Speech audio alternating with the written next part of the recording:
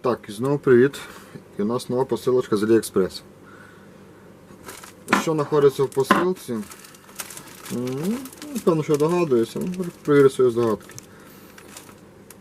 Посилка йшла близько 4 тижнів. Упаковочка нормальна.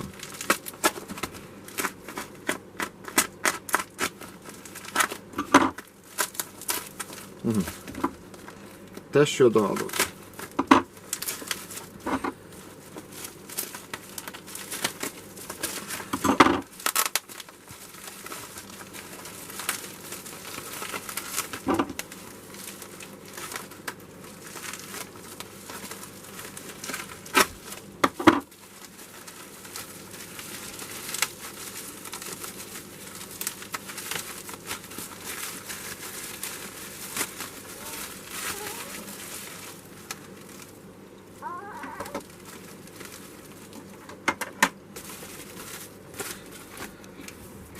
Це вентилятори для системи охолодження для комп'ютера.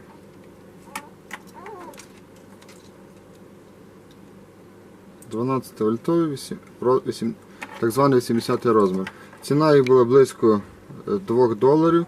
При умові купівлі вони обійшлись $2 як пара. Якщо вам сподобалося,